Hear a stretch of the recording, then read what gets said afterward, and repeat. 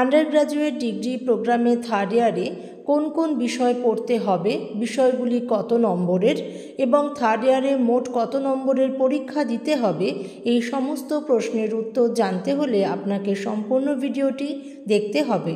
ভিডিওটি সংক্ষিপ্ত, ভিডিওটিকে স্কিপ না করে দেখুন। নেতাজি সুভাষ ওপেন ইউনিভার্সিটিতে দুটো সেমিস্টারের পরীক্ষা একসাথে হয় বছরে একবার, অর্থাৎ ফার্স্ট সেমিস্টার এবং সেকেন্ড সেমিস্টারের পরীক্ষা একসাথে হয়, অর্থাৎ ফার্স্ট ইয়ারের পরীক্ষা।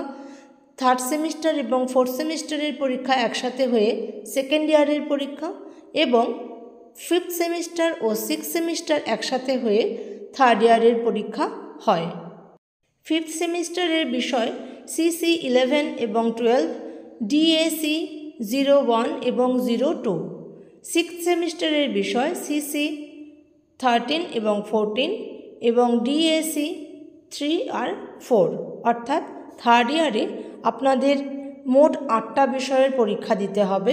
ফিফথ সেমিস্টারের 4টে এবং সিক্সথ সেমিস্টারের 4টে।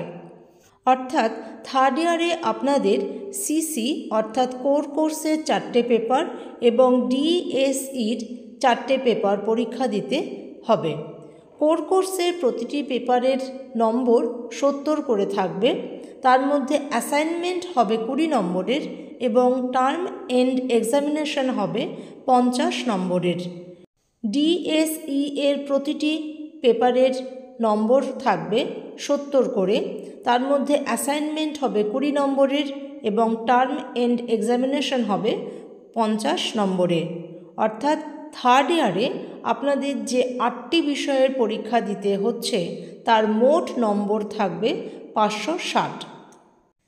ফার্স্ট ইয়ারের পরীক্ষা হয়েছিল 560-এ, সেকেন্ড ইয়ারের পরীক্ষার মোট নম্বর ছিল 680, থার্ড ইয়ারের পরীক্ষার মোট নম্বর হচ্ছে 560। অর্থাৎ আপনাদের আন্ডার গ্র্যাজুয়েট ডিগ্রি প্রোগ্রামের মোট পরীক্ষার নম্বর 1800।